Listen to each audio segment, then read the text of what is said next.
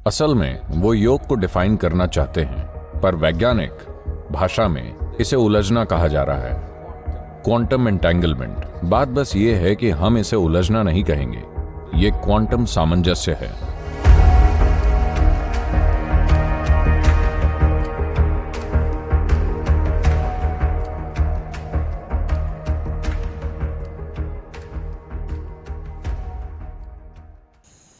देखिए, आपको याददाश्त के बारे में अपनी सोच बढ़ानी होगी।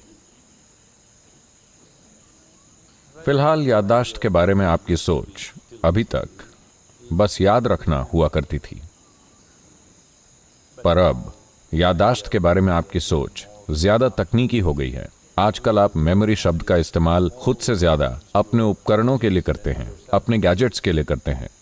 याददाश्त को लेकर आपकी सोच बदल गई है कि चीजों में भी याददाश्त हो सकती है। 100 साल पहले किसी ने नहीं सोचा था कि चीजों में याददाश्त होगी, है कि नहीं? सिर्फ जीवित प्राणियों में याददाश्त हो सकती है, किसी चीज में कैसे हो सकती है? पर अब चीजों में मेमोरी है, आपसे ज्यादा मेमोरी है, आपसे बेहतर मेमोरी है। तो ये मेमोरी को लेकर आदमियों की समझ में एक बहुत बड़ा बदलाव है। अब हम पानी में याददाश्त की बात कर रहे हैं। यूं किस्तों में क्यों जाना? पानी, आग, धरती, ये चीज, वो चीज। थोड़ा आगे चलते हैं। वो बहुत नकारात्मक शब्द इस्तेमाल कर रहे हैं।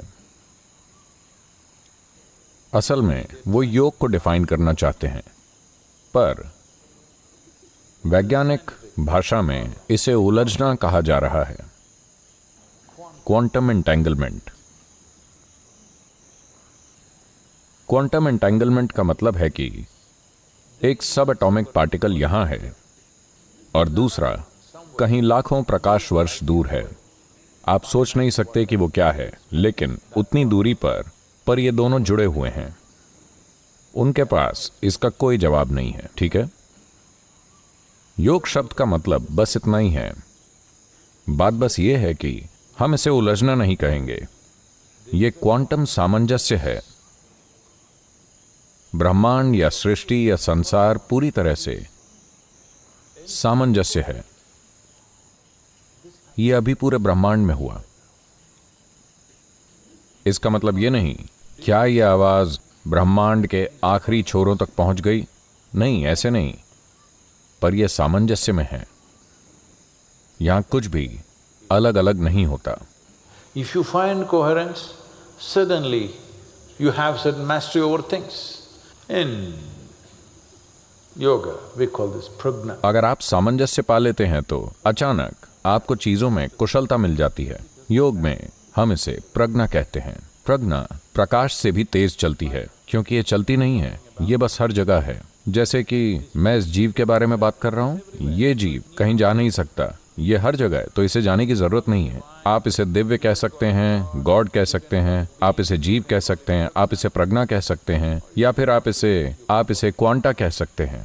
पर मूल रूप से क्योंकि ये हर जगह है, ऐसा लगता है कि वही चीज हर जगह हो रही है। मतलब ये चलकर यहां से वहां, वहां से वहां, वहां से वहां नहीं, ये हर जगह है, तो इसे जाने की जरूरत नहीं है। जीव का मतलब भी यही है कि कहीं नहीं जाना है, क्योंकि सब कुछ यहीं है, सब यहीं है।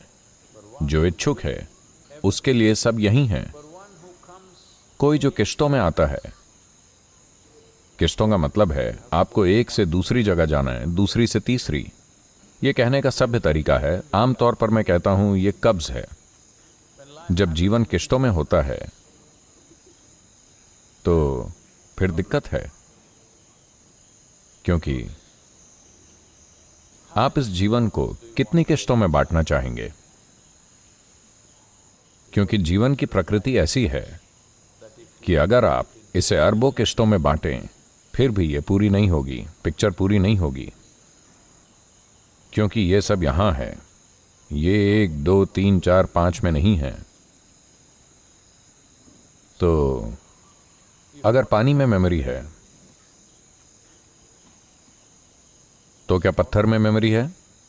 बिल्कुल। क्या हवा में मेमोरी है? बिल्कुल। पर ये सुनने में बेतुका लगेगा क्योंकि हवा में मेमोरी कहाँ है? वैसे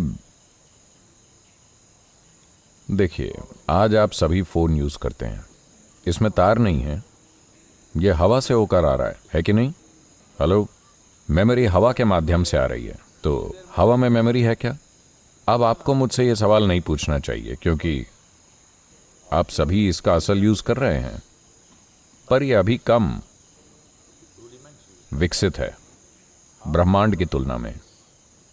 ऐसा नहीं है कि कोई चीज एक जगह से दूसरी जगह जा रही है, जाने को कोई जगह नहीं है, क्योंकि जिसे आप हर जगह और कोई जगह नहीं कहते हैं वो दो अलग चीजें नहीं हैं। यहाँ कोई एक जगह नहीं है, बात इतनी है, ये दो ही हैं, हर जगह और कोई जगह नहीं। कोई एक जगह एक भ्रम है, पर अभी कोई एक जगह ही आपके लिए वास्तविकता है। हर जगह और कोई जगह नहीं आपके अनुभव में एक भ्रम है कि नहीं?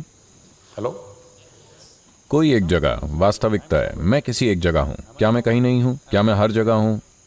पूरी बात यही है, हर जगह और कोई जगह नहीं ही रियलिटी है। कोई एक जगह एक भ्रम है।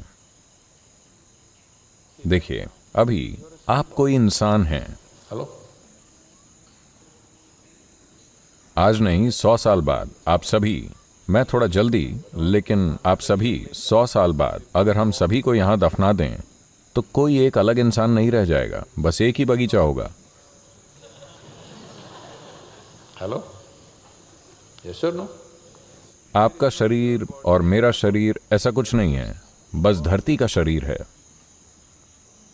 तो अंतर बस इतना है, आप इसे अभी समझेंगे या फिर तब जब ऐसा हो जाएगा। ये धरती के साथ ही नहीं है, ये पूरी सृष्टि के साथ है। आप या तो इसके साथ एक हैं या नहीं हैं। ये कल्पना नहीं है। मैं सोचता रहूं मैं ब्रह्मांड के साथ एक हूं, आप पागल हो जाएंगे, पर यह ऐसा ही है। जब यह अनुभव में आता है, यह बहुत बड़ी चीज है। अगर यह मानसिक रूप से हो तो आप सनक जाएंगे।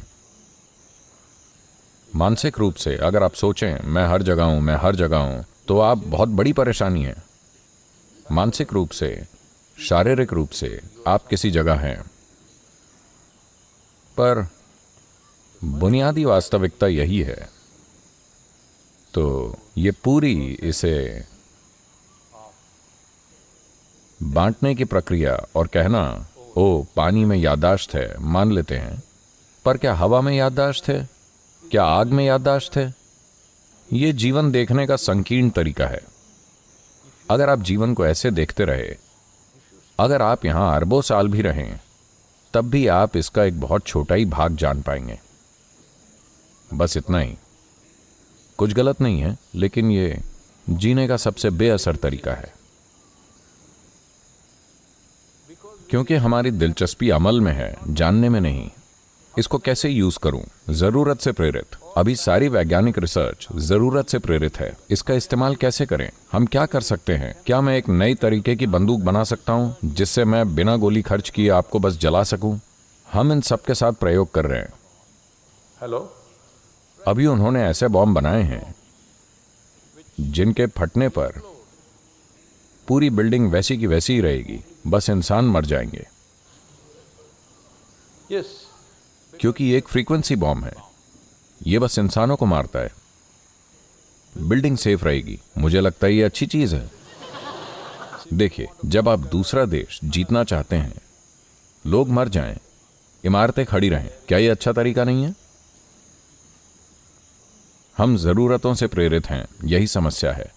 हम जो भी जानेंगे उसे ज्यादा से ज्यादा उल्टे सीधे तरीकों से इस्तेमाल करेंगे। तो जब आप जरूरतों से प्रेरित होते हैं तो आपको समझना होगा कि जाने अनजाने आप विनाशकारी बन जाते हैं। जरूरतों से प्रेरित होने में गलत क्या है? कुछ गलत नहीं अगर आप कोई और जीव होते। कुछ गलत नहीं होता अगर आप टिड्डे होते, क्योंकि जीव जरूरतों से प्रेरित होते हैं। लेकिन जब आपको इस स्तर का दिमाग, इस स्तर की क्षमता मिली हो, अगर आप जरूरतों से प्रेरित हों, तो हम बस विनाश की तरफ ही जाएंगे और कहीं नहीं जाएंगे। तो जब समाज या व्यक्तिगत इंसान जरूरतों से प्रेरित हों, तो वो अपने समय में ये महसूस नहीं करते कि वो बहुत विनाशकारी हैं, क्योंकि जरूरत एक ऐसा रास्ता नहीं है जो कहीं खत्म हो। यह खत्म ना होने वाला रास्ता है। होना वैसा नहीं है।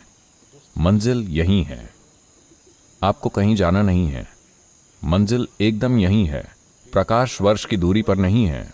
जब एक सब एटॉमिक पार्टिकल का सामंजस्य एक बिना दिमाग वाले सब एटॉमिक पार्टिकल का सामंजस्य लाखों प्रकाश वर्ष दूर दूसरे पार्टिकल के साथ है, तो इतने बड़े दिमाग के साथ आपको सामंजस्य जरूर मिलना चाहिए, है कि नहीं? ब्रह्मांड की हर चीज के साथ। इसे योग कहते हैं। योग का मतलब जुड़ाव। जुड़ाव का मतलब आप पूरी सृष्टि के साथ सामंजस्य में हैं। कुछ नहीं करना, क्योंकि आपके पास पहले से ही सब कुछ है और आप यही हैं। बस खुद को उलझाए बिना उपकरण को इस्तेमाल करना सीखना है, बस इतना ही।